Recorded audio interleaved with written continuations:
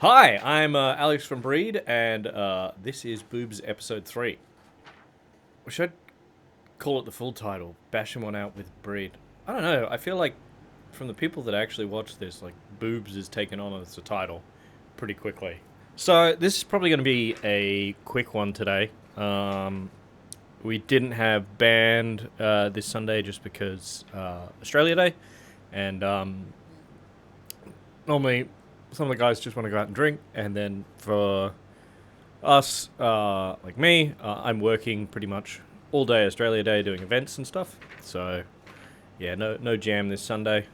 That being said, I'm definitely finding with doing these videos and releasing new music and just trying to be more proactive that everyone in the band has all of a sudden become a hell of a lot more proactive too.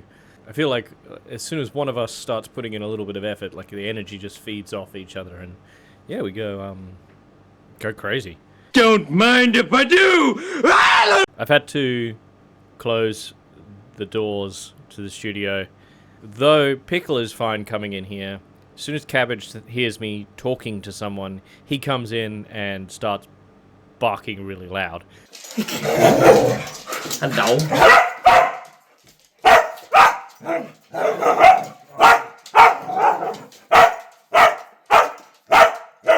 Cabbage.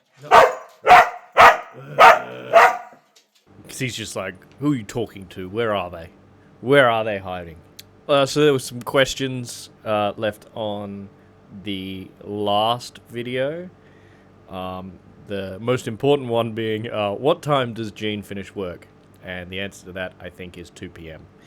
I will confirm that for next video. And then a more a more open-ended question was, how has the creative process changed from when I started to how I am now as a musician, or at least us with a band? It's definitely very different from when I first started. When I first started making music, I had no musical experience. I basically found out I could sing by accident.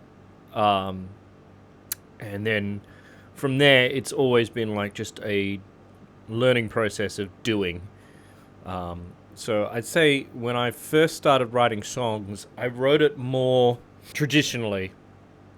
So like you would write a song where you would have a theme, and then you'd write a chorus and a verse and a chorus and a verse, and you wouldn't think too much about it. Normally, you'd find a hook and then just center the whole song around that, which is fine for sort of your pop music and rock music, but eventually, like, we developed into becoming more of a progressive metal. Is that?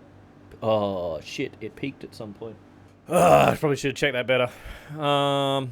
So the difference between the writing process from when we started is, yeah, again, I had a very traditional writing process when it came to making music and lyrics.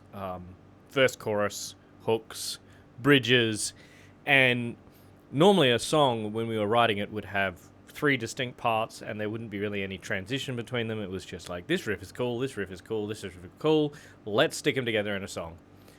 But at the time when I was younger, this is probably when I was about 17, 18, the music we were writing was very like grungy rock. So, I mean, having like that verse-chorus structure wasn't too bad. I would say we evolved into a metal and progressive metal band pretty naturally. I think we had when we got our second drummer, Leo, and Matt started experimenting with odd time signatures, I think we then started progressing into that more like not so restricted song structure. When we first made them, like things like Eviscerator and stuff, which were very much like verse, chorus, bridge sort of thing, and there were a little bit, but then like we wrote things like Valgus and Catharsis, and Core sort of sticks with it for a bit, and then it has the second half of the song, which is completely sort of free form. We started going with like, oh, let's make the song more of a journey. And I think also we haven't stopped writing sort of verse-chorus structures for music now. Like we had Spaniard of Chinatown, which is a very much like a flowing song. There's not many recurring riffs in that.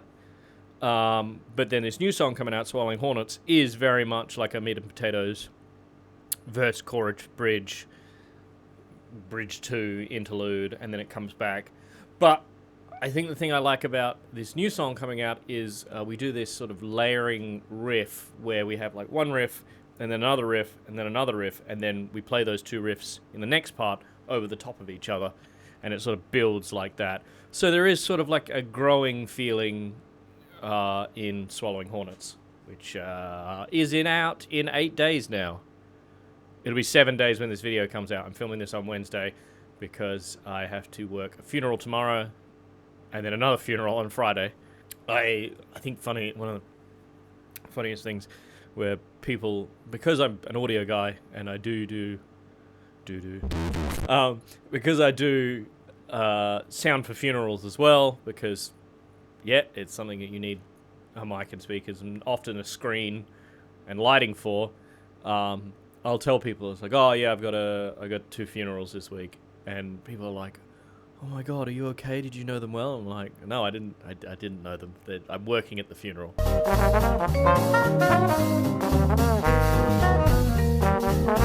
Fuck, I'm trailing off again. It's going to be great. And it's like, hey Alex, do you remember how you said you were going to talk about like what the meaning for Spaniards is, and then you talked about working at funerals for 20 minutes? I said this video was going to be a short one. What else did I write down? Oh, going back to differences in the creative process. Early days, normally someone would show up with a riff, and that riff would then get built on, and then once we'd finished the song structure, I'd write lyrics for it. I think nowadays what'll happen is we'll write part of a song, and then I'll build a hook of lyrics, and then go like, oh, would it be cool if we could do this, this, and this? And one of the best things about Brad is you can just hum something to him, and he's just like, oh, you mean this? And he just like plays it on guitar. I don't know how he does it. But yeah, a lot of it is like, rather than, I'd say we put a lot more thought into how we want to structure a song compared to when we were first making songs. It's like, oh, these are all the parts we can actually play, and we're just going to stick them together. Whereas this is like, no, let's write something cohesive that moves. So I'd say it has a more workflow process compared to when we first started writing. But also it's different people. Like when our first band, Dissident, I don't think we have any music recorded. But then there was like early Breed music, like music that we recorded, and if I can find it, we have 2 songs up from like our sort of grungy metal-y period.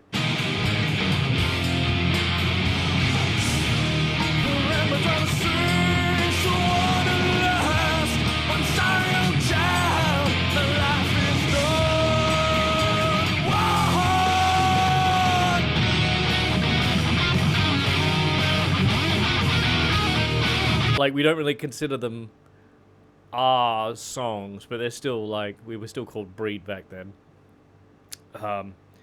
There was this big like turning point. We just sort of like completely rewrote all our songs. This is 5-10 years ago, probably closer to 10 years ago. Leo moved out of the band, and then we just had all these songs that we just sort of like completely scrapped and rewrote. We kept Eviscerator and 80 were the only 2 songs from that like original bunch of songs that we were like, oh, let's, and even then, Eviscerator we just recorded, and 80 we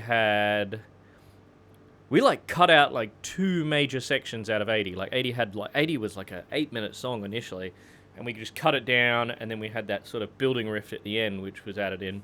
But there were 3 other songs. 2 of them got recorded, and they are on YouTube somewhere. One of them is called Red Madonna, and the other one is called Prima Donna, and they were supposed to be played like one after the other.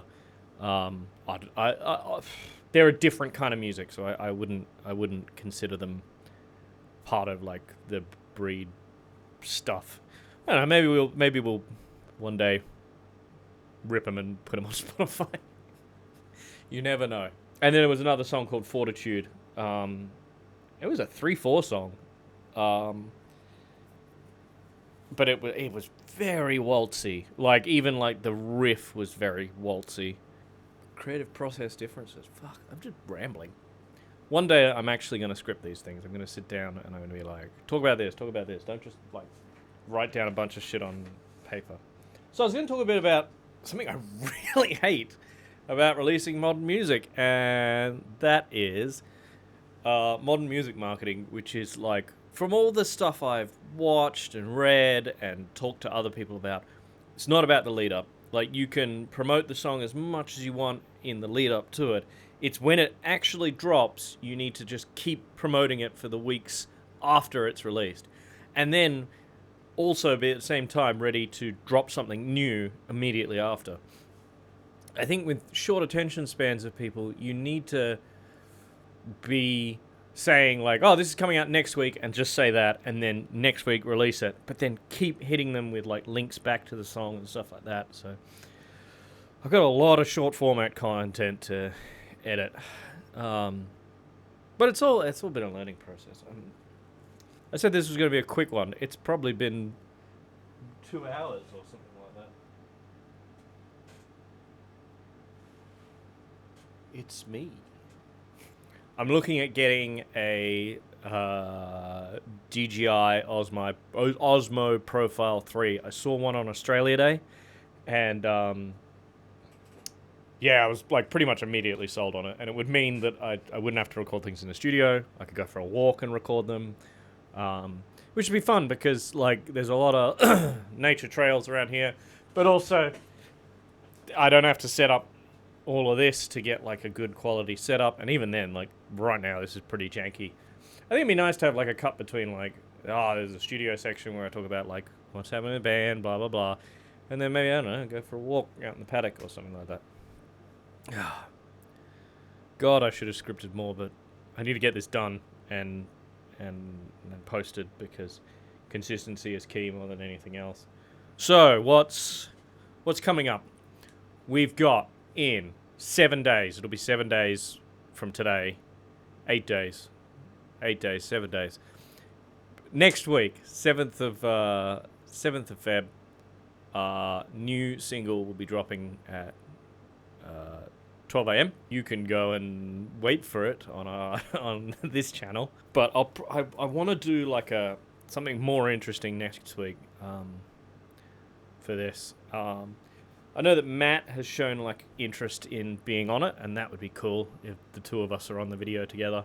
Are we thinking about just setting up like a Discord call or something and then just chatting out? So yeah, new single next week. I don't know. Hit the notification bell on that. Open it up. Helps us in the algorithm. Like, subscribe. Comment below anything like you guys want me to talk about in future. I am definitely at some point going to go through the whole of Spaniards, lyric by lyric, and explain about what it is. But I think I just need the format to be set up. I think maybe also I need someone here to ask me questions about it and keep me on track. How should I end this?